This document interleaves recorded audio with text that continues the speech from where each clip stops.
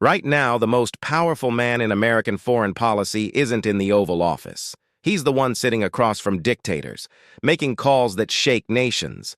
And last night, he removed a dictator from power. But who is this man? How did the son of a Cuban bartender and a hotel maid orchestrate the most audacious U.S. military operation in Latin America in decades? His name is Marco Rubio. He's the highest-ranking Hispanic official in American history. He holds more simultaneous positions than anyone since Henry Kissinger. They call him the Secretary of Everything. But is he just serving Trump or building something much bigger? The Venezuela operation wasn't just a military strike, it was a statement. Nicolás Maduro, the man who destroyed Venezuela, is now on a U.S. Navy ship headed to New York to face federal charges. The architect behind it? Marco Rubio. For months, Rubio worked behind the scenes, meeting with Latin American leaders, coordinating with intelligence, building the case that Maduro wasn't just a dictator, he was the head of a narco-terrorist organization.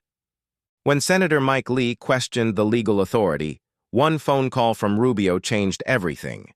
Lee went from skeptical to supportive in hours. That's power. That's Marco Rubio in 2026. To understand where Rubio is going, you have to understand where he came from. Miami, 1971, born to Cuban immigrants. His father was a bartender. His mother cleaned hotel rooms. He grew up at the feet of his grandfather, Pedro Victor Garcia, a cigar-smoking, Reagan-loving shoemaker who told him stories about how communism destroyed Cuba. That grandfather planted a seed, a belief that America was the last defense against tyranny. Marco Rubio never forgot it. His rise was meteoric. City commissioner at 26, state representative at 28, Speaker of the Florida House at 35, the first Cuban-American ever. In 2010, he won a Senate seat against all odds. For 14 years, he became the leading voice on China, Cuba, and Venezuela. Beijing sanctioned him twice, banned him from China. He wore it as a badge of honor. When Trump nominated him for Secretary of State, the Senate confirmed him 99-0. Not a single dissent. Then he got to work. Day 1, meetings with the Quad Alliance. Weeks later, Central America, South America, the Middle East. Here's what most don't realize.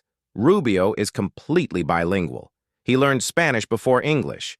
When he told drug cartels in Ecuador, in their own language, blow them up if that's what it takes. It wasn't theater. It was a promise. By May 2025, Trump gave him a second role, acting national security advisor. The last person to hold both jobs, Henry Kissinger, 50 years ago. Then came a third role and a fourth. The New York Times called him the Secretary of Everything. This isn't about titles, it's about becoming indispensable. And now, Venezuela. For decades, Rubio called Cuba, Nicaragua, and Venezuela the troika of tyranny. His colleagues rolled their eyes. Too focused on Cuba, they said, but Rubio never wavered. Now, Maduro is in custody. And when asked about Cuba, Rubio sent chills through Havana. If I lived there and was in the government, I'd be concerned. So where does this leave 2028? Trump cannot run again. The Constitution is clear. Vice President Vance is the obvious successor.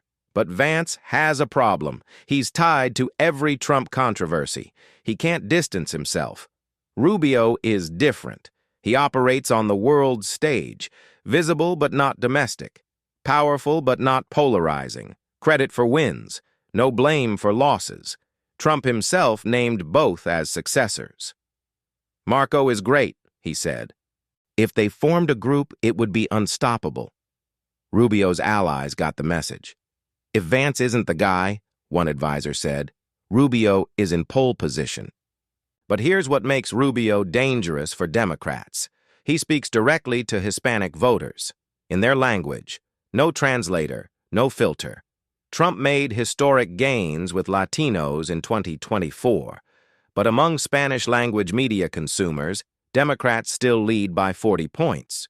Rubio closes that gap. He doesn't just speak Spanish, he thinks in Spanish. He understands the culture, family, faith, hard work, the American dream. These aren't talking points for Rubio, they're his life.